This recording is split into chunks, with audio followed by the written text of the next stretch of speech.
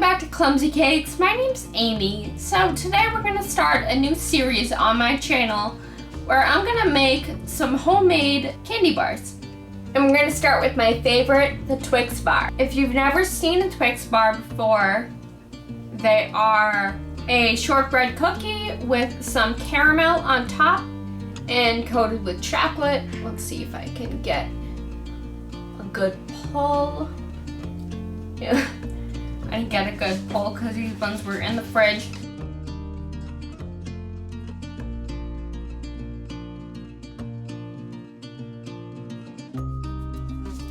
So we're gonna start with our caramel layer.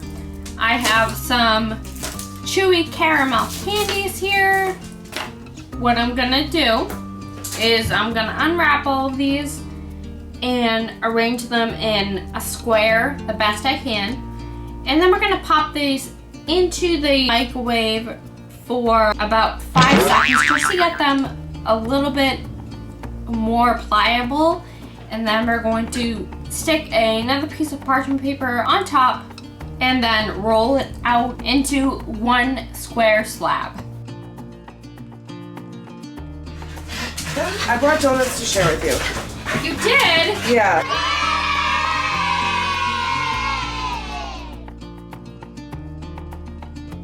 And that's gonna go into the fridge to chill until we need it. So I have 1 stick of unsalted butter here, and I'm gonna add 1/3 of a cup of granulated sugar and mix that around for about 2 minutes until light and fluffy.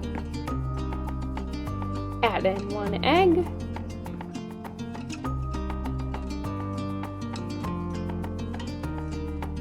Now you're gonna sift in your dry ingredients.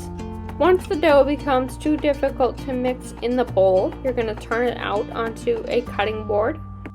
And then once you can form a dough ball, you're going to form a rectangle, and then you're going to cover this and leave it in the fridge for 1 hour to chill. Once the dough has properly chilled and it's firm, you're going to stick another piece of parchment paper on top. And you're gonna roll this out to about 1/4 of an inch thickness.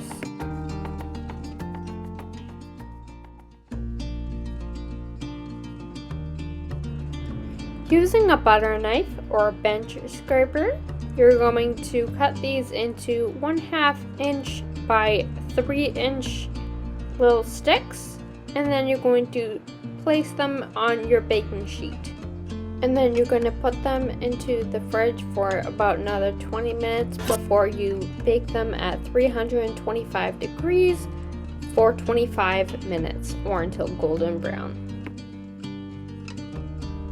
So next I just melted some semi-sweet chocolate in the microwave until smooth, and then I took an offset spatula and I want to coat the bottom of each cookie in a thin layer of chocolate.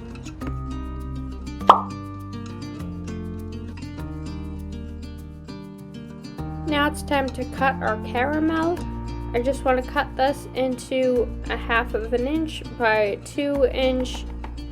You can use the cookies to guide you in cutting. I found it easier to do this because this process is kind of like a jigsaw puzzle. To adhere the caramel to the bars, I spread a small amount of chocolate on top of each one, and then I stuck the caramel on top. Now time for the fun and messy part of covering these chocolate bars in a layer of chocolate.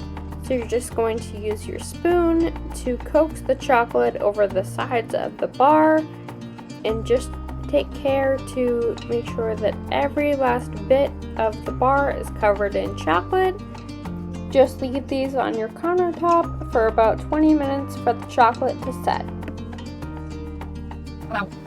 So I wanted to do a quick side-by-side comparison. My camera actually shut off on me. So we're gonna try this again. Obviously the homemade version is bigger than the store-bought version. I kind of went a little bit overboard, but I was actually going off of the bigger version Twix, like the biggest size that you would get that actually come two side by side. The store-bought one that I have is the snack size, so that's kind of the reason for the size discrepancy. But as you can see, it looks pretty much the same inside.